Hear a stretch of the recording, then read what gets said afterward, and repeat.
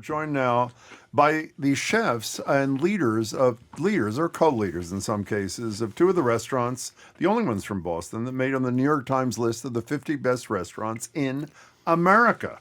Jody Adams has been here before. She's a James Beard Award-winning chef. The New York Times highlighted the latest restaurant, La Padrona. It's in the Raffles Hotel. She's the co-founder and chef of A Street Hospitality, which includes La Padrona as well as Porto, Trade, and Saloniki. Also a co-founder of the fabulously important Hospitality Coalition, Mass Restaurants United. Nice to see you, Jody. It's great to be here. Thank you. She fed Marjorie before she fed me. Aidan McGee, who we will never forgive for having forgot to bring She's food. my favorite. But he seems like a nice guy anyway. Was recognized by the Time for his work at McGonagle's Pub and Restaurant in Dorchester, where he's a chef and partner. Also has that relationship with the Dubliner, great place also at City Hall. Jody, it's great to see you. Aidan, it's great to meet you. Thanks so much for being here. Thank you very much. Yeah, thank you both for coming in. Congratulations. Yeah, I mean, indeed. Pretty cool. Huge, pretty huge. Huge, Yes. huge. I mean, the New York Times, the whole country. I mean, it's really impressive. And I have to say, there are many, of course, fabulous restaurants I knew in you this could do this. in this city. So to be named and together with Aidan to be named the top 50 is huge. Yeah, it's First Irish pub ever, right? Yeah. First Irish pub, which is amazing.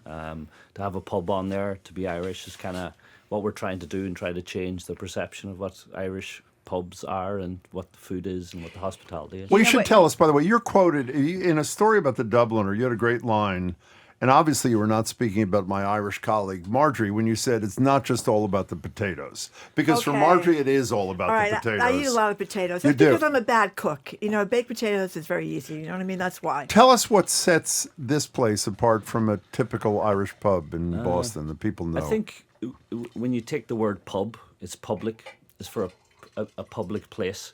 And that's really what pubs and restaurants are about, where the public can go in, meet people, talk to people, and interact with each other. And if there's good food, drink, and good staff and hospitality, it makes it even better. Yeah, but I've eaten at a lot of pubs, Aidan, and I've never had pub food exactly. I took takeout the other night, and I apologize. We should have eaten in. We just didn't have time, and brought some to Marjorie as Yes, you well. did. It's not Pigs typical and blankets. pub food, correct? Yeah, the perception of what Irish food is and what the reality is, it's very different, especially in America. If people go to Ireland, they'll be quite transformed. It's very slow cooking, a lot of vegetables, cheese, very similar to like the New England style of Vermont cheeses, a lot of fresh vegetables eaten seasonally, and just fresh products, really, really simply cooked, and just kind of attention to detail. Food is fabulous. Okay, Yeah. tell us about. But one thing I do want to say Yeah. about McGonagle is that I went there before I had met Aidan. It's in my neighborhood. I live in Dorchester, just down the road. My husband and I went, I think it was a Sunday or a Monday night, and it felt like I was walking into a neighborhood restaurant. It felt like it had been there forever. It's new. Less than a year, right? 8 months, yeah. Yeah. As old as my grandchild. And Oh, congratulations on that, too. Congratulations. Thank you. And it clearly everybody knew each other. There's just such a warm feeling. And then you get the spice bag. Did you get the spice bag? Yeah. No, I didn't No. feel that was a takeout item. Explain the spice bag. Spice bag, She's yeah. doing good PR for you, my friend, but so, go ahead. So it's kind of a take on a Chinese takeaway Irish food. So maybe late at night, you may have stumbled into a Chinese takeaway at 2 in the Yes, morning yes, after yes. several pints of Guinness. So it's fried chicken, peppers, kind of Asian spices, fries in a bag. You shake it and you pour curry sauce over it. It's phenomenal. It's really healthy, too, it sounds like. Yeah, Extremely- really zero healthy. calories in it. 0 calories. No, I don't think you don't have to eat for several days after that. Okay. So you are generous like you always are. You're one of the most generous people in the industry. I know you don't like to hear that because you're humble, too. Tell us about your job. For people who haven't been to La Padrona, tell us about that place. Well, La Padrona, it was brought to you by my partners, Eric Papachristos, John Mendez, and me. And then, of course, the team, Amaryllis Colon, who is the chef, and Harry Asimis, who is the general manager.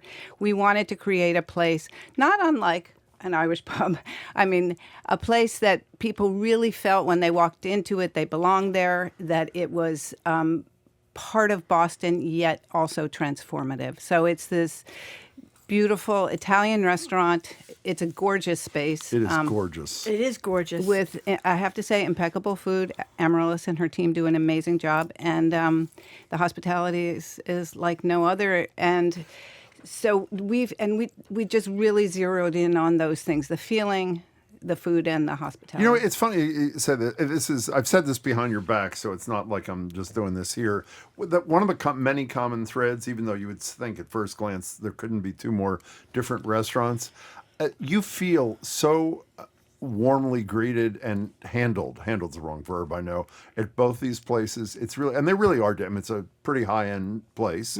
This is an Irish pub in Neponset in Dorchester, but they're really, this welcoming deal is such a huge thing when you, and I know it matters a lot to both of you and your partners and that sort of thing, but you really feel it from the second you say hello, you know. Well, I love hearing that. I mean, that's just like key. So can we talk about what Marjorie was eating, which she shouldn't have She been doing had until the something segment? that's new to the menu because it's fig season. So it's prosciutto, Parma prosciutto, the best, with some burrata. And Can I interrupt you to say, because we're not at the library, you have to hold something up for it to be on a camera, Marjorie. Okay. Why don't you do it when Sure. Jody's Do I describing? hold it up? Where do I what- hold it up? Well, just hold up right in front of you. Oh, there it is. That's perfect. You see And it? tilt it a little bit. Okay. No, Where up a is- little higher. This is not going to work. Tilt it a little bit. Well, that's a disaster. Go ahead. Okay, Keep talking. I'm Okay, sorry. Go so ahead. they're Oh, I'm looking in the mirror. Figs two ways. They're smashed figs, which are those beautiful smashed figs right there, Yeah. and mission figs here. Pesto and olives. Okay, hand so it it's all over that. while you're talking about it. What's the next thing? And a crostini underneath, which gives it course there fabulous is. texture. Okay. And So you obviously use not the regular old olive oil. The olive oil there, you can tell it's really high quality olive Yeah. oil. Tastes totally Shocking, different. isn't it? Aidan, check Yeah. this out Well, while we're doing no, this. Yeah, I mean, the Let thing, us know what olive you think. oil, you want really, really good olive oil if you're going to use it as a condiment Yes. because you want to taste it. So it has to be high quality. And they're all, I mean, everybody has olive oil, and there's, of course, a spectrum of possibilities. We actually really like Greek olive oil because it has a nice spice to it. And so we tend to use Greek olive oil, and it's readily available to What us. else? What's that? So this is our eggplant Milanese, which is a roasted eggplant, Very charred, nice, Marjorie. Is that right cooking? out of the pictures. Okay, I'll go Perfect. back Yeah, this way. smashed, and then breaded and fried, and it has whipped ricotta on it, a tomato sauce, braised tomatoes, and a chili spice I think sauce. if I go over to Jody here, can't you see? Yes, Benny I'll over eat when that. it's with No. Jody? What do you think of the food, No. Jody? Is it good? Really, it's really, really good. Thank That's you. delicious, delicious. Deborah first mentioned the thing. She talked about the ethereal food you have over there and the perfect, what was it? The perfect wow. lobster and uni risotto. Yes. And then she talked about something which I really like because I love bread. You do all these different kinds of bread, which is really kind of cool. Tell us. So we have three breads. One is the killer favorite, which is cacio e pepe focaccia. It's airy, it's crunchy, it's filled with pecorino cheese and then a whole like shower of cheese over the top. And people, when they start with that, they say, "Okay, I'm done. I don't need to order anything else." So we tend not to try and push it on people in the Yes, beginning of like the it's meal. stuffed. Maybe it could be dessert. And then there's a sort of a classic Tuscan flatbread with roasted onions and tomatoes. And then breadsticks, crunchy breadsticks with fennel and Parmesan cheese. And that's the only holdover from Rialto. Okay, let's hear from Rialto, by the way, for those who don't know, is another legendary Italian restaurant, the Charles Hotel, which you and a bunch of people, whatever. Yes. And it closed a bunch of years ago. What is that thing? These are pigs in a blanket. So it's mortadella in a coil, wrapped in pastry, baked, and then with mustard bring and it mint. on. Yeah. Now- So that's easy. That's dip. I understand how dipping goes. Okay, I now, can Aidan, ask wait, Aidan wait. some questions while No, you Aidan has a had pig pigs in blanket. I ate it. We had it him. was with a sausage in the middle, was it not? Yeah, so It was in Ireland delicious. it's called sausage roll. Yeah. But that translates over here to pigs in blanket. Now, But, But wait, but it was very different. Go ahead. yeah, we use the butcher in Adams Village, so that's really important to us, where we can support local and make sure that like the local economy, and it doesn't mean the whole of Boston, but like somebody down the street that's got a small butcher's, that's really important to us. Okay, and I want to know about this Daniel O'Donnell in the ladies' room thing. He's a famous Irish singer, and He is, yeah. You want him in the ladies' room? Why do you want him in the ladies' room? He's kind of this mystical showman. Kind of, he's a well-known Donegal man. Yeah. He's a great ambassador for Donegal, especially, but for Ireland.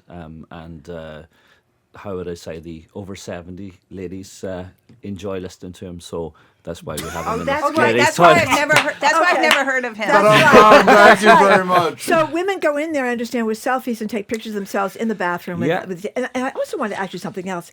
You talk about... We have invited him over, actually. Have you? Is he coming? So hopefully, we'll Man, keep you let us posted. know. We Yeah. will. You talked about non-alcoholic Guinness, which I guess is really good according to you guys over there. But what is this deal about the pour, the draft line that's Irish versus American, quarter-inch lines and half-inch beer So, lines of Guinness? Yeah, so the theory, a lot of the Guinness, you go to Ireland, it's a bit like maybe going to Italy and having a meal. You could have the same meal in America and it'll taste different because you're in a different surroundings.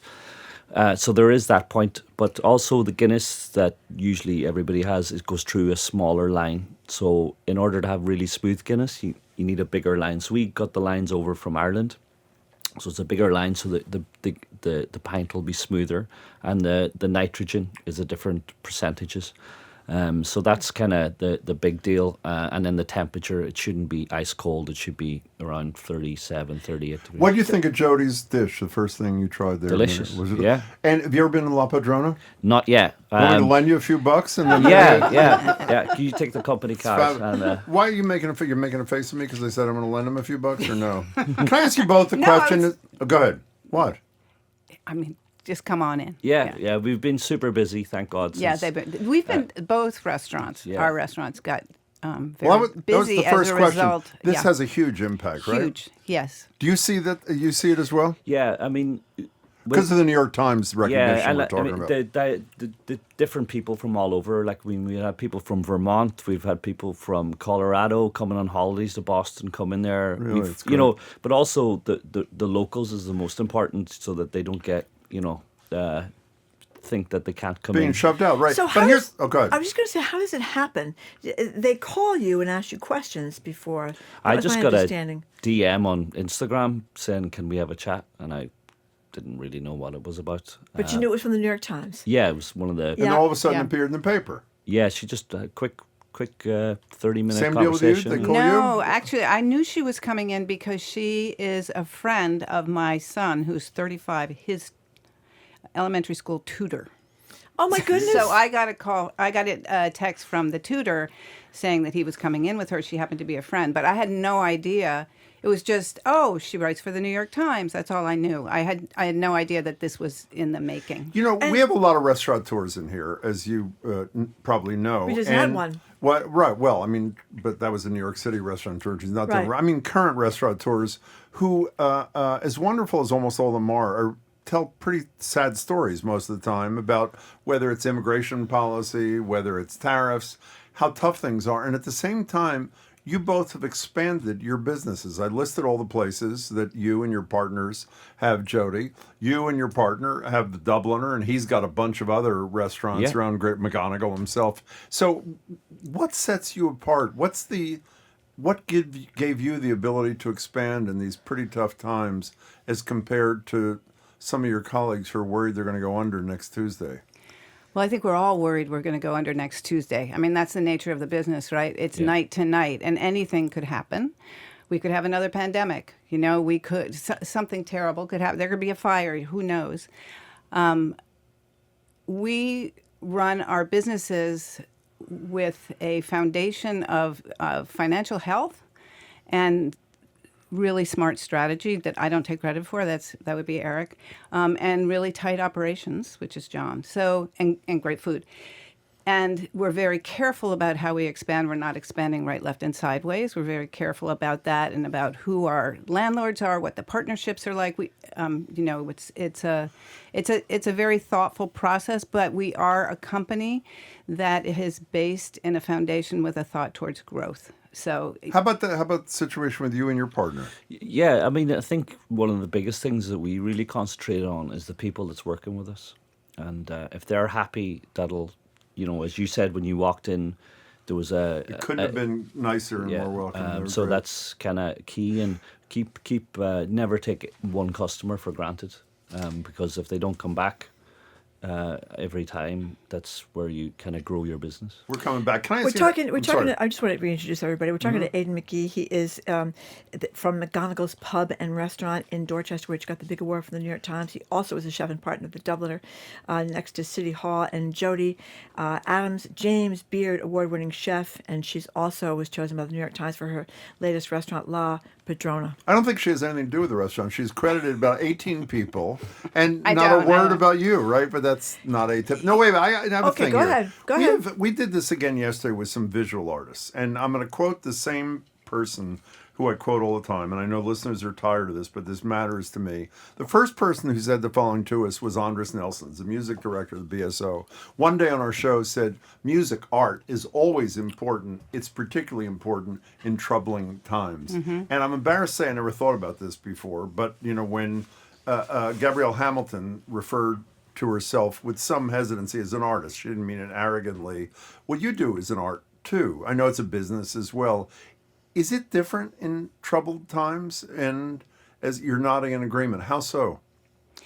Yes, I mean, more than ever, it's important to connect with the people who are walking through the door and make them feel like you have created a safe and loving space.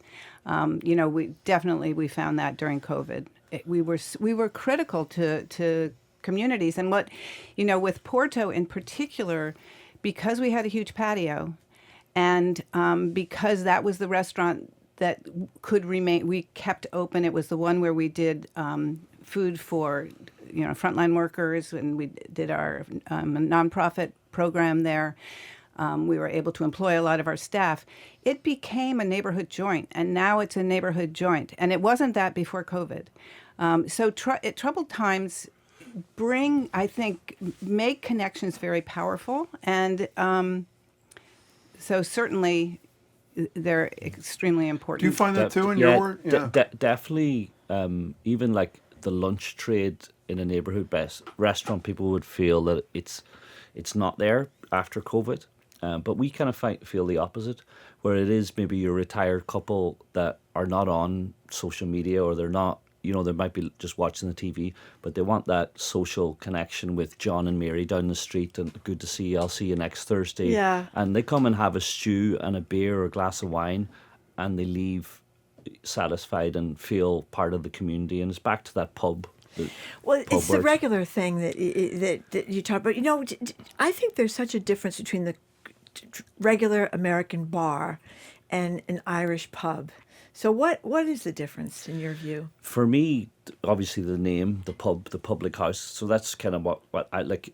If you go to Ireland, you might have the regular sitting in the same seats, and he might be a bachelor, and his only interaction is with the bartender or the staff. And there would be a lot of bars where that's his seat, and if somebody's sitting on it, they're going to get up when he walks in the door. That's great. Because that's out of a respect, but also they know it's John from down the street, and they'll go and help him if he needs to get groceries. If it's just that hospitality, but just a good heart as well. And The real reason that he's alone is because his wife is hanging out with Daniel O'Connor in the bathroom. No, I mean, come on. Yeah. But there's a friendlier thing. I think especially when you're young, you notice it. When you're young, a woman can't really go into an American bar by herself that easily. I think it's more because you're worried about men giving you a hard time. Yeah. That's not true of the Irish pub. I think it's a different dynamic, especially for young women. I think in the 60s, 70s, and 80s, we had things called the snugs. So there were separate rooms for where I women thought went that was to something they wore on their heads. a shawl, maybe. But yeah, there's the snugs, which are quite popular now in Irish pubs. But it was rooms, a very Victorian idea, where if the Girls women on one side side, and yeah, the guys men, on the yeah. other, you know. But no, it's lots changed since then. Yeah, but I think you can feel comfortable going into an Irish pub. Totally. Yeah, I think it's a different dynamic. Can I get completely. back to what you said a minute ago, Jody Adams? You talked about some of the, in passing, when you talk about Port Up, which is right by the Boston Public Library, by the way. You go to the library, That's you right. just go a block over, and it's a beautiful spot. Is outside still open even as the Yes. weather turns? Yes, That's yes, great. yes. That's great. You talked in passing about what you tried to do there and the value of it during COVID. If I had to pick one industry of people who come into our studio that do the greatest amount of work with the community beyond the doors of their restaurant, it's restaurateurs. Why is that? If Why? I'm right, why is that? I mean, we believe that. I think so. It's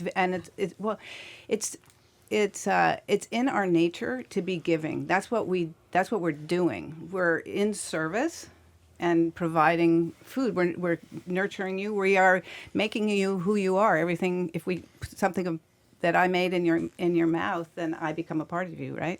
So it's very intimate. Love that. And it's very and that's what we're doing. And if we can't cook, then we don't have a purpose.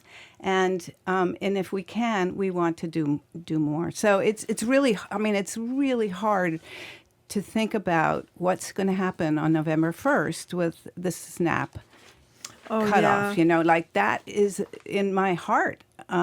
Thinking about all of those people who are going to lose the access to food because of the cuts in 42 SNAP. million, we talked about at the top of the show, 42 million people, 1 million in Massachusetts alone. So I'm already thinking what I'm going to ask of you, all of us. Like, what can we do? Because people are going to, like Greater Boston Food Bank, Share Our Strength, all of those organizations that handle food insecurity are going to need help. And I think just before moving over to Boston, I've only been in Boston 5 years. I was in London for 14 before that, and I'm working in like some of the best restaurants in the world. But my last job was feeding homeless people, and it was the Really? most humbling to try and see where people that I walk past every day for 14 years and didn't realize there's there's people actually going hungry, and we're wasting food, and you know that whole thing needs to get looked at, and you know, definitely Boston restaurants, I'm sure, can do something. Well, you about should that. also, I mean, you're being modest in your case, too. You guys donate to Dorchester Charities quite a Yeah, bit, too. yeah, So there's a lot of that kind of thing. Yeah, That's great. yeah. Well, before you go, we should end the conversation with the end of the meal. What would that be there, Jody These- Adams? I was gonna Let's say- see if Marjorie can attempt to show it to the Those audience. are little cannolis, I think. Are Yes. they little cannolis? They're little cannoli. I was going to say cannelloni, but they are not cannelloni. Okay. They're cannoli. How long How's you been that? in the business How's again? Yeah, with, Thank you. with the, And just Okay. right in the So eggplant. little crispy twills. So now they're I'll now eat they're it. cannelloni. I'll take care of that. Little crispy twills with an orange. Oh, the camera just moved there. It's blocked perfect, Marjorie, With an- right beyond. Okay, there we go. ricotta- I've moved You were orange, saying what orange they- ricotta filling. Yeah, our ricotta filling. And they're wonderful. We give these away at the end of the meal. I do want to say one, if I might. Please, you may say whatever you Restaurants are also places where fun things can happen. You're talking about inviting a musician to the pub. We have Diane Kochilas at Trade tonight. So she's a very well-known cookbook author, Greek American. She's coming to What the time's restaurant. that? It starts at 6, and we have a few tickets. But my point is, of course, we'd love people to come, is that those are also ways of bringing communities together. So, you know, focusing on this Greek cookbook author in a Greek restaurant brings the Greek community. How do people get the remaining tickets to that thing? Where do they go? Trade-Boston.com. Are you sure? You don't sound confident. Yes, it is trade hyphen. Okay. And McGonagle's Pub and Restaurant is down in the Neponset section of Dorchester. Yes, 367, and we actually yesterday launched. If you don't fancy cooking Thanksgiving dinner, you can get it picked up the day before at McGonagle. Do you know how to do that? So yes, we're Sunday roast is a big thing obviously in Ireland, but we do it in Dorchester on a Sunday. But we can do your turkey Thanksgiving definitely. I'm well versed in it. We used to do it in London actually on the Thursday in a pub. Used to do all the expats would come and eat it. Oh, so, that's great. Yeah. So, Great. that's great. I have a few recipes to throw out. But yeah, it's available online. Great. Well, thank you. I got to get over there. Congratulations to Jim, both of you. Jim brought me some food from you, so I'm going to get there in person pretty Yes, soon. let us know. It's great to Okay. meet you. Nice Good luck to meet with you your guys. Thank you so partners. much. Thank Jody, you. as always, it's Oh, wonderful thank you to for see having me on. Really appreciate it. Congratulations.